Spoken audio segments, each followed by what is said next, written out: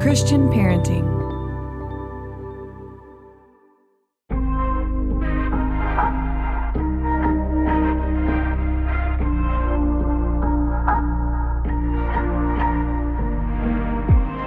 Welcome back to the Journey Podcast. I'm your host, Jonathan Pitts, and I'm really glad to be back with you again.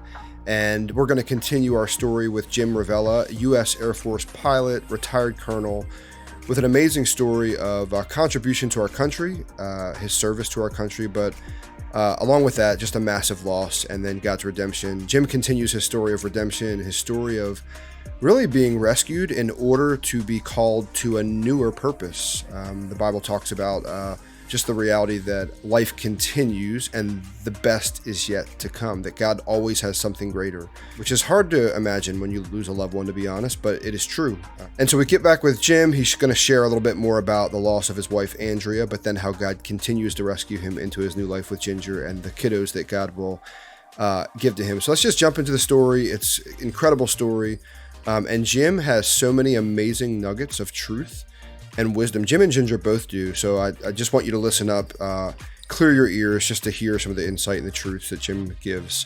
Let's jump into the podcast.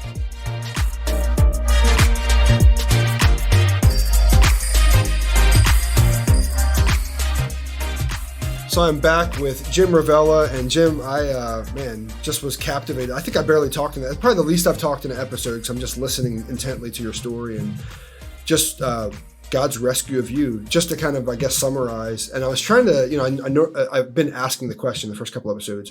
The angel of the Lord encamps around those who fear him, and he rescues them.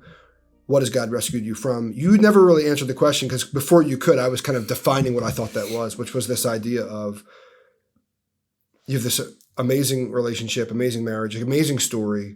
You have a 23-year marriage, and at the end of that marriage, you lose your wife to terminal cancer. But a year and a half, I guess, before that happens, God tells you and shows you that you've kind of made an idol out of that relationship, out of your wife. And one of the things that God rescued you from before bringing your wife home to eternity with him was helping you to understand what it looks like to seek first the kingdom of God and his righteousness, knowing all these things will be added unto you. That chapter closes. Your wife goes on home to be with the Lord.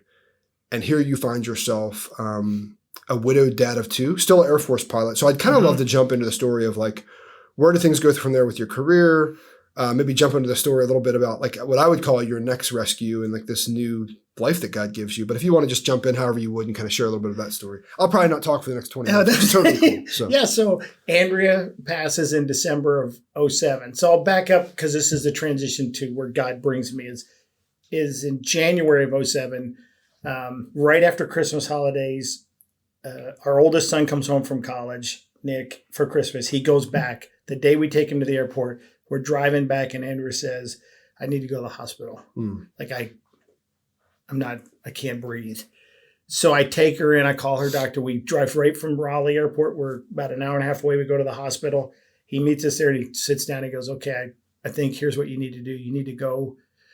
I'm going to check you in. I would like to put you in the ICU and intubate you because you have pneumonia, and I think if we intubate you, put you in like an induced coma, your body can fight this.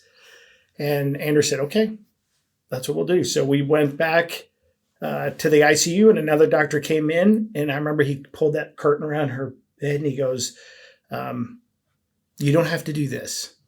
He said, you're probably not going to come out of this. Wow.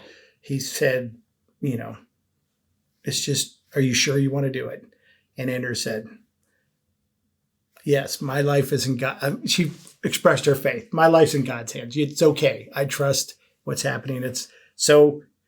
I leave the room. They put her in the coma. I come back in. It's probably midnight or 1. And I come back in and this is the first time I saw her, and I thought, oh, Andrea's sick. Like, I mean, she had been through so much chemo. She was constantly throwing up. She had lost her hair 3 times, I think. So it was not like she didn't look sick to me, but in that bed with an intubator, it was dark and just the machines were on, and it was no sound but that breathing, the machine breathing. And I was like, I'm scared now. And he just said, she's probably not going to make it. So I went home at 2:00 in the morning. I wrote an email to some friends, and I just said, this is what's happening. I'm not sure Andrew's going to make it. But I ended that with what God had brought me to. And I said, God's love's not circumstantial. It can't be. He is not bad today because of what just happened. Yep. He's not good because good things happen and bad because bad things happen. God's love for me is not circumstantial. I said, I feel like Shadrach, Meshach, and Abednego who went up to the king and said, our God can save us. But even if he doesn't. I read that scripture that night when I'm not walking away from him. Right. Because even if he doesn't, I know he has something for me. He loves me. Wow. And to comprehend that he loves me, but I'm hurting, that's what's hard as a human. You know, how can he be loving me right now? But he was loving me. And so I sent that email off. It went to like 10, I don't know how many, maybe 10 friends or something. One of those friends forwarded to a friend who forwarded it to Ginger and said, look, I don't know what you're going through, but I read this email and I thought maybe it could help. And Ginger read it and she wrote back through the chain and she said, can I contact that couple? And so I remember getting that email. We said, of course, we would love to talk to you. I knew of Ginger at the time. When Troy crashed, since I was flying fighters. Troy's her late husband. Troy's Ginger's late husband. He's killed in November of 2006. Andrews and Chemo were in North Carolina. Troy was stationed at Luke, but he was deployed over to Iraq when he was killed. And I remember the day Andrew was in treatment that day. And we were sitting there, and I said, oh, we lost an F-16 today. The pilot was killed. And I remember praying for him. And then like a week later, we had heard that, you know, it was a wife left with 5 kids. And our squadrons in North Carolina raised money for Ginger. Wow. Sent money to her and stuff. So when she reached out, I'm like, oh yeah, I know of her. Sure, she can contact us. And then Ginger started writing us she would write Andrew and I about monthly for maybe 7 or 8 months. So this is when Andrew's in the coma. She comes out of the coma. She comes out of the coma. Yeah, I forgot that part. She comes out of the coma. Yes. Just a miracle. She comes out of the coma. She goes home, and we get an email from Ginger, and we start corresponding. Wow. And Ginger's pouring out she's in the pit. She's in the pit. Wow. And I remember, so Andrew was usually on the sofa laying down. She was pretty sick. And I would say, hey, we got an email from Ginger. And I would sit at the counter and I'd read it. And Andrew would say, tell her this. And I would just type back, you know, Andrew would kind of dictate, tell her this. And I remember told Andrew one time, I said, she needs help. Like she needs professional help. We are not, what this person's going through. I can't imagine. It's dark. She's struggling in her faith. Like she's struggling with right? Because she's getting the shock. She gets the knock at the door. I've had at this point, almost 4 years, 3.5 years of going through this and adjusting. Thinking your mind thinking about death. Yeah, possibly. Yeah. I am thinking the concept of death. She is experiencing death and loss. I feel like I kind of know what she's doing. So we write back and forth over that time. And then we end up moving in late summer. We go to San Antonio. Andrew's pretty sick. And so I asked the assignment guy who, in the Air Force, said, where do you want to go? And I said, I need to get her back to Texas towards her family. Just get me, I want to get her near her family. So we end up getting stationed in San Antonio. We lose track with Ginger for probably July and August, September. Anyway, Andrea goes back into the hospital in November.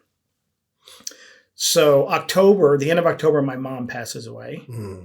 We go to her funeral. And then 3 weeks later, Andrea goes into the ICU again. And now I know she's not coming out this time. Wow. She came to me that she was at night. She was on oxygen. And she woke me up in the middle of the night. She said, I can't breathe. I said, well, let me turn up the oxygen. So I turned it up. I did it like 3 times till it was full blast. She woke me up. She goes, I need you to call an ambulance. And I said, I can't. I couldn't do it. I said, I can't, Andrea. Wow. I got out of bed and I left. And I walked around the house and she sat there on the edge of the bed waiting for me. Waiting for me to come to terms with what she had to do. Right. And so I walked around. I finally came back and said, okay, we'll go to the hospital, but I want to take you. I don't want an ambulance. Because the ambulance was too final to me. So I said, I'll take you. So by the time we walked her to the car, it took forever. She could take about 5 steps. She'd be out of breath. But we got her into the car. We drove to the hospital. I called her doctor. I said, this happened. He goes, you got to go to the ER, because she cannot breathe. So I go to the hospital, pull up in the ER. I go get a wheelchair and I pull it next to the car. And she gets out and gets in it. And I remember I said, Andrea, don't go. Wow. I said, please don't go in. I don't think you're going to come home. And she spoke the last thing to me. She said, Jim, you have to be strong now. Wow. That's all she said to me. And I think of her journey that's when I was in the last episode when I talked about how she was watching me and praying for me as my walk. Mm-hmm. At that point, she knew, okay, this is it. Time to be strong. You got to be strong now. You got to be strong right now, and you got to be strong now in life, right? I'm not going to be here. Right. Like, I'm not your crutch anymore. And there was so much meaning in it. I wheeled her in. They checked her in. They took her right away into a room, and they put a mask, pressure breathing mask on her, so she never spoke again. And she was fine on the mask. She was sitting there breathing. We were like, okay, they're running tests. They can't figure out what's wrong. And then the ICU doctor comes down and goes, look, we don't know what it is.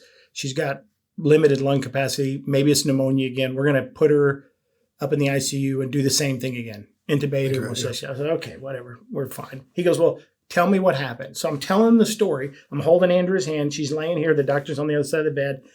And I'm holding her hand, and I'm telling him the story. And all of a sudden, she just squeezes my hand really hard. And I look down, and she is like no oxygen. Mm. She's like suffocating. And I'm like, what happened? She was fine. I mean, and I don't know. Next thing I know, I was at the foot of her bed. A lot of people came around. You know, I remember looking at her blood pressure and her heart. It was like crashing. She was literally dying. And I was standing, holding her feet, praying. And this guy stands next to me. He taps me. He goes, are you the husband? I go, yeah. And he goes, I'm the chaplain. And I was like, oh, God, wow. What happened? And they intubated her right there in front of me. And she was stabilized. And they put her in the ICU. Then she stayed for 3 weeks. She never spoke again. And she passed at the end of that. Wow. So when that starts going on, I'm sending updates now to friends. And Ginger hears about it. It's Troy's 1 year anniversary. And she writes, she goes, hey, I don't want to be in a pity party. I want to know, how are y'all doing? And I said, well, Andrea's back in the ICU. It doesn't look good. And anyway, so we kind of connected there. And then she's followed the next week or two of Andrea's journey till she passed. And then when she passed away, I remember I wrote Ginger and I said, I'm sorry for anything I said that was stupid. I remember thinking I was giving her advice on loss because I thought I knew what it was.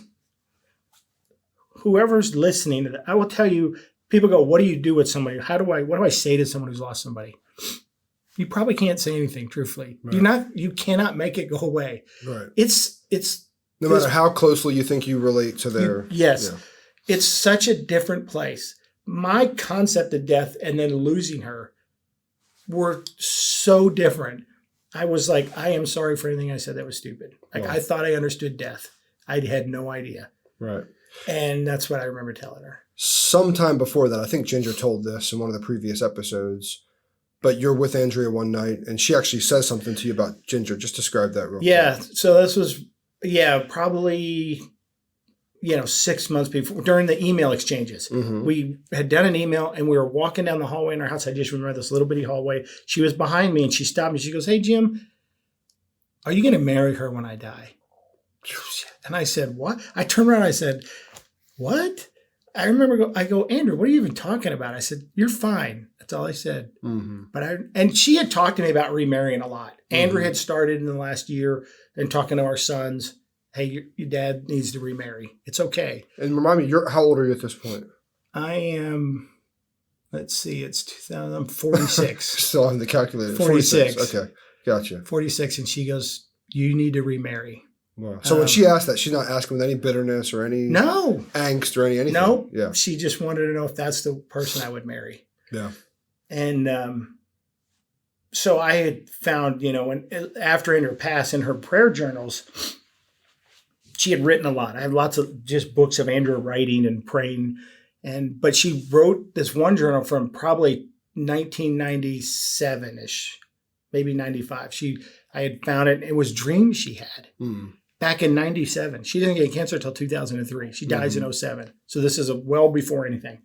And I'm reading this dream. And she says, I had a dream last night that I found a lump in my breast. Wow. And I went to the doctor and he said, I have 6 months to live. And she said, I went back and told Nick, who was our only son at the time that she had this dream. She said, I told him it's going to be okay. You're going to be fine. And she said, I went to Jim and I told him, Jim, you need to remarry. This is in the dream. This is all in a dream. I'm reading this. I have now met Ginger. Andrea's passed. I have met Ginger. We connected. First time we met physically and saw each other. I go home after that and I'm reading this journal. And Jim says, she says, you will need to remarry. And Jim said, how will I know who is the right one? And she wrote, you will know just like you knew with me. What a sad dream. Signed it, A, Andrea. And I read that and I went, wow, I am going to marry Ginger. Because I remember when I met Ginger, when she got out of the car, I had the same feeling I had when I saw Andrea. You're a gut guy.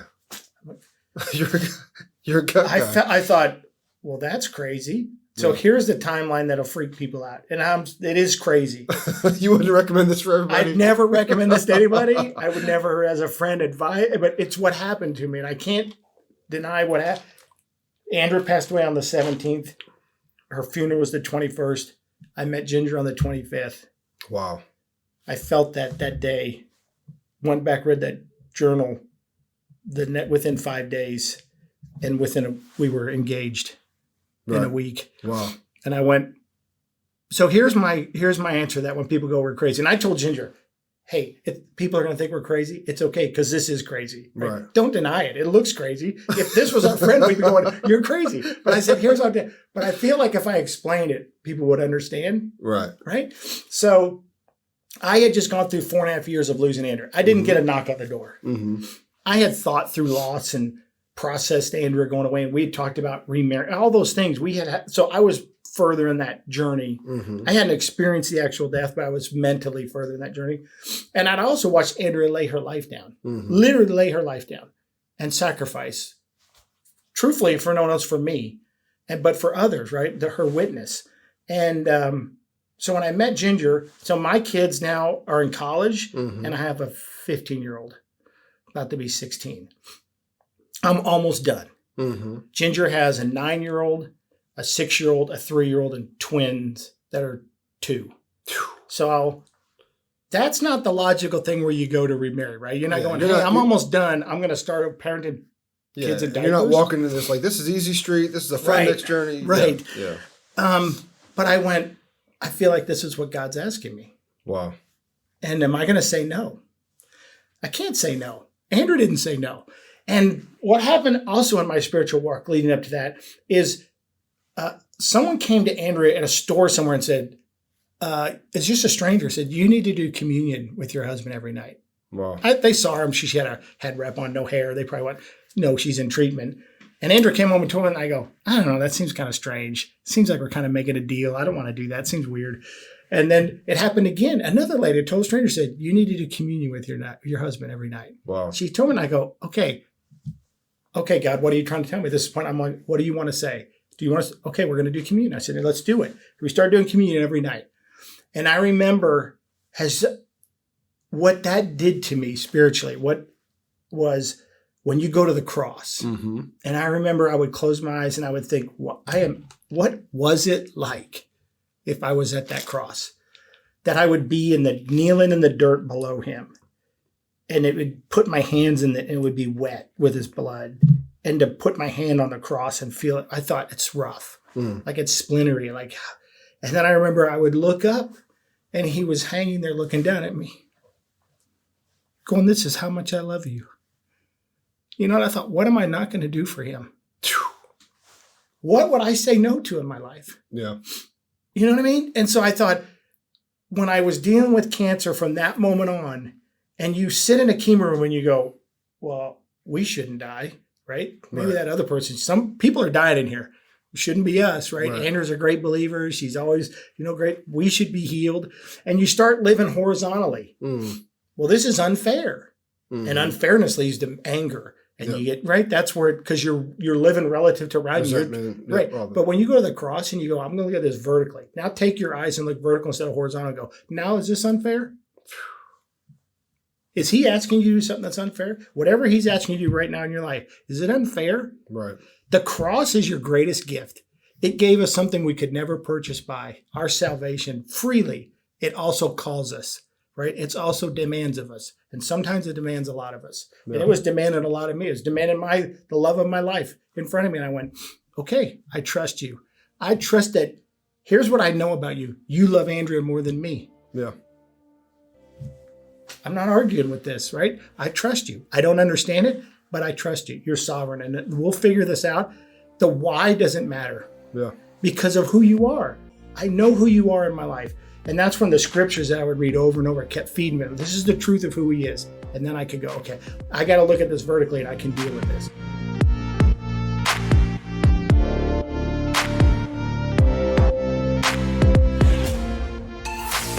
So if you're listening to my podcast, you're actually listening to my podcast on the Christian Parenting Podcast Network. The Christian Parenting Podcast Network is reaching over 500,000 moms and dads just like yourself with trusted biblical guidance, and I'm really glad to be a part of it. Literally, I could not do this podcast without them. They produce the podcast and have helped and come alongside of me to do what I get to do through the Journey podcast. And so in addition to producing my podcast and several others, Christian Parenting Podcast Network is producing blogs and books and workbooks and prayer journals and just different practical tools to help you as a parent and to help you become the perfectly imperfect parent that God has created you to be, just like me. But I wanted to let you know, because I'm supported by the Christian Parenting Podcast Network. I could not do my podcast without them. And I wanted to let you know that if you enjoy my podcast and enjoy with what the Christian Parenting Podcast Network is doing, that you could actually support what we're doing together. Christian Parenting is 100% donor funded and relies on listeners just like you to support the future creations of parenting resources, just like my podcast. And so I would love for you to support, if you can find it in yourself, to support what I'm doing as well as what the Christian Parenting Podcast Network is doing. You can actually text CP Give to 474747. Again, if you're interested in supporting, just type CP space give to 474747. You can also go to cpgive.org, find out more about how you can support. You can also hear about testimonies just like this one. I kind of want to end with this. This is a person that just shared based on my podcast. Todd said, "This really hit home as I experienced a similar tragedy on April 8th, 2008, similar tragedy to mine." He says, "That's when I lost my wife of 15 years at the age of 39 to ovarian cancer with two boys who were 8 and 10. I appreciate your perspective and stories. It helped, even to this day, almost 13 years later. Honestly, the reason I do what I do is because I really want to share my stories in hopes that someone might find in my story a piece of how God might want to speak to them. And whether it be my story or guests I've had on or guests I will have on, I just want to share stories that are compelling and remind us of the faithful, good God that we serve." And so I love what Todd shared, and my hope is that the podcast has impacted you in some way as well. And so if it has, and you can support the work that we're doing in hopes that we can reach others, I would love for you to support the Christian Parenting Podcast Network. You can text CP Give to 474747. Again, that is CP space give to 474747, or go to cpgive.org. Thanks for your prayerful consideration, and really grateful that you would consider helping me and the Christian Parenting Podcast Network with the work that we feel called to do.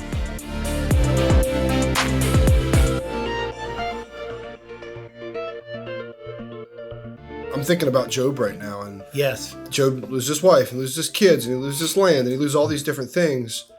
He says, "Though he slay me, yet will I trust him."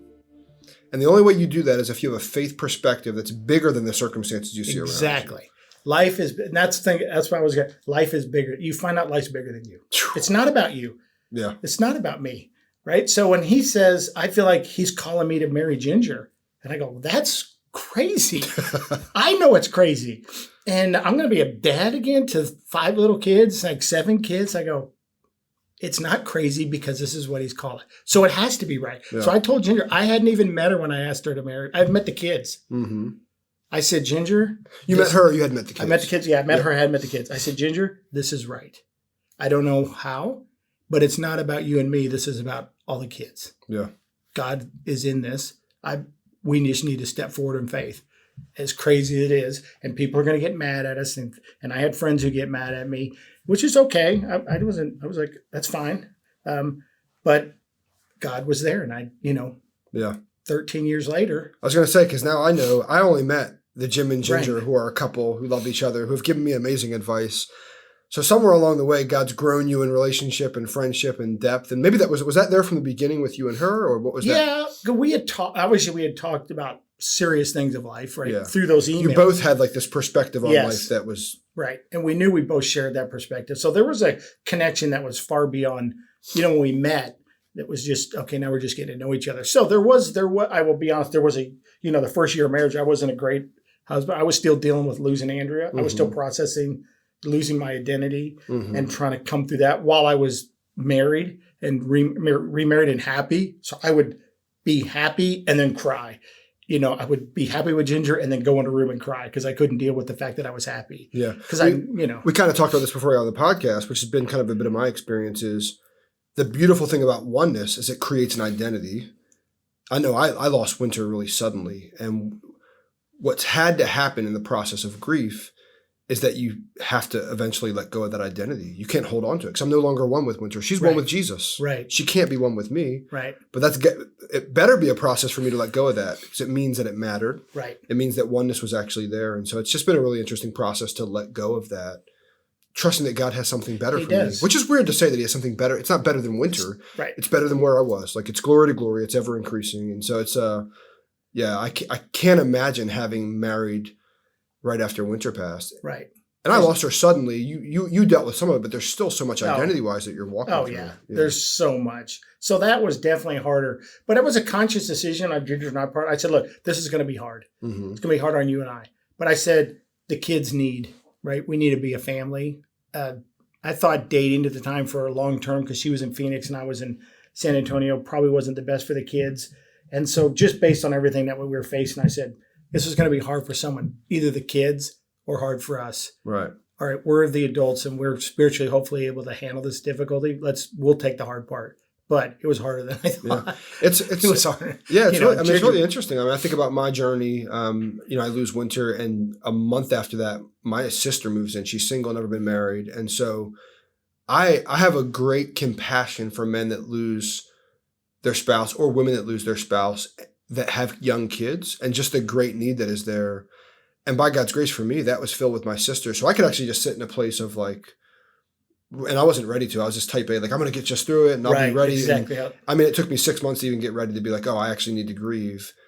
But for me, God's grace was giving me my sister so I could process. Mm-hmm. For you, God's grace was giving you his next wife for you, this next life for you, which is beautiful and amazing, and all the stuff that you guys are doing right now together in partnership ministry and all that stuff. But in that moment, God used each of you to meet a need in each other that it's different than how he met that need for me, you know? And so anyway, it's just really beautiful to think about. I want to ask you the question just so you can define it this episode as opposed to me. The angel of the Lord encamps around those who fear him and he rescues them. In this part of your story and coming into relationship with Ginger and the kids, God has rescued you from what? And you can answer it however you want. You don't have to restate the question. Like, what would how would you define it? I would say after losing Andrea, it's and you can relate this, and anybody who's gone through a loss can relate to this, is you don't have any identity. You're rudderless. You don't know who you are. Every dream you had in life was with that other person. Like Andrew and I, where we're going to be for retirement. We had obviously started talking about everything about who you are was wrapped up for me and with Andrea. It was just our life together. And then all of a sudden it's gone and you go, I don't know who I am or what I'm doing or where I'm going. And I remember feeling it's probably overused, but you're just lost at sea. Like there was no horizon. Yeah. There's no up or down. You're just being tossed around. And I think God saved me from that, gave me purpose. So and especially, and I have 7 amazing kids and Ginger 5 amazing kids. I love being the parent to all of them. The twins were like 2. They just knew me as dad. Yeah. They saved me. Wow. They gave me purpose, right? I thought I'm going to pour myself into raising these kids, all 5 of them. But when you have twin little girls that don't know anything but you. Yeah. And we had that connection as a father-daughter that was harder with the other kids. They were all older and that's nothing wrong. I mean, I don't have, right. It was all good, but that was different with them. Different, yeah. It was just to them, I was the only dad. Right. And I knew what I was carrying, the responsibility for Troy that I carry I think about it every day when I'm with him. And so I was feeling that responsibility to Troy, but they just knew me. Yeah. They just wanted a dad. And I think that purpose, Wow. yeah, God it's funny. rescued me. Yeah, for me, I would just say in identifying with the need to know what was next. I think it was like even reinvigorating dreams, like purpose and dream, like new dreams I never had before. Like I think about, I went on my first date. Yeah, my first date with the woman I'm going to marry now, with PETA. And I remember us sitting down with a couple that were friends of mine, and they were walking through some really dark stuff with their daughter, and we got to pray with them. And I remember it feeling like the first time where I was like, oh my gosh, like God can give me a partner again. Like we can actually, I can be partnered with, in my mind, it was like, oh, you can meet somebody who can serve your needs and help you with the kids and just help you. Right. And God's like, no, man. Like, He's bigger than no eye has seen, no mind is conceived. No eye has seen, no ear has heard, no mind is conceived. What God has prepared for those who love him. I had a moment, this aha moment of like, oh my gosh, like God can actually give me new plans. He can give me a new story, give me a new journey. And it's obviously been time and lots of things I've had to work through to basically come to a new place of identity, because my identity has changed, yes. But new purpose, new dreams. Like God can actually, my fiance actually says it. She says that God can restore anything. He can redeem anything, anybody, and so that's really beautiful. Yeah. Really beautiful. Jim, it's really good. I mean, I could sit down with you and I've heard your story. You tell it different ways, and it's just kind of fun today to hear it a different way and to hear a little bit more of it. And I just want to just say thank you for being like a faithful, active man that takes on responsibility, takes on marriage, takes on kids, we didn't even talk about what you do now or anything. You can share, you want to share a little bit about what you do now? Just to kind of. Well, after meeting Ginger, she started speaking for nonprofits. So we kind of got connected into the nonprofit world and helping military families. And so now my career is nonprofit. So I work for the Gary Sinise Foundation, and we support military veterans and first responders and their families. So it's very just rewarding. That's another part of my purpose. I just want it. There's people out there that are hurting. Ginger and I always say, we need to remember someone's getting a knock on the door every day. Every day. Someone's going through a hard time. It doesn't have to be a knock on the door that someone died. And people go, well, they'll come to us and they'll go, like after we'll speak or something, they'll go, yeah, but what I'm going through is nothing compared to what you went through. And I go, don't belittle, right? A trial is a trial, right? It doesn't have to be death for you to go, that's a trial I want to talk about. You don't have to be, right? If you're going through something hard in life, which we all do, and no matter what that trial is, at some point of that trial, you are going to have to reconcile, why is this happening? And why is God allowing this? And is God good? Does he love me? These questions come up no matter what the trial is. Now, the bigger the trial, it may be more intense, but I think those questions we deal with as believers, and it's not a one-time lesson. Like, I'm not going to go through a trial tomorrow and go, well, I'm not going to ever think that again. I'll probably think the same, right? You got to process that. So I'd say, everybody's struggling, right? And everybody has to deal with this. And you have to, what is your faith? And what is God to you? And what is he to you in the good times and the bad times? He's not changing. The hard thing about a life of faith is it always requires more faith. Like I'm in this season now that, it's funny. I walked through losing winter. I'm like, I basically thought I was invincible after that. Like if I can get through that, what can I get through? Yes. And it'll only be a couple months later where I'm like, oh my gosh, how am I going to get through this? Yes.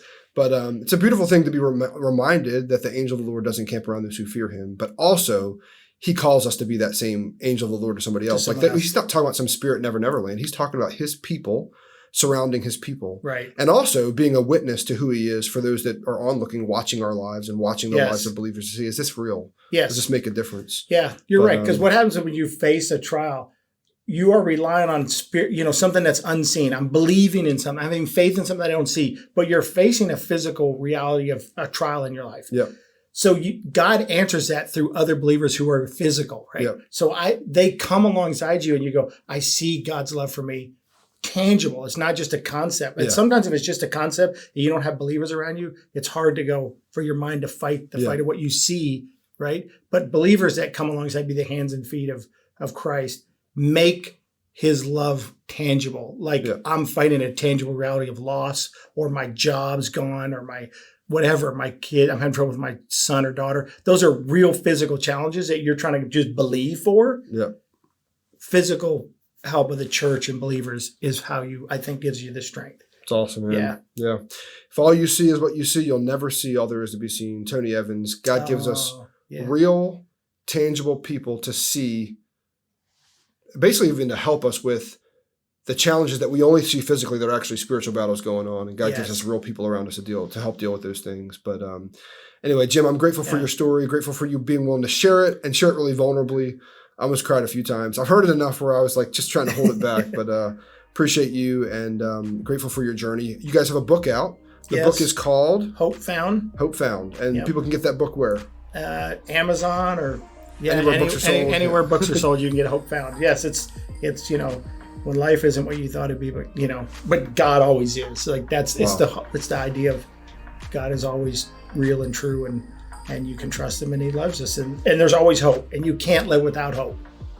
There's always hope. Always hope. Always hope. Great way to end it. Thanks, Jim. Appreciate you coming on. All right. Thanks. God bless you.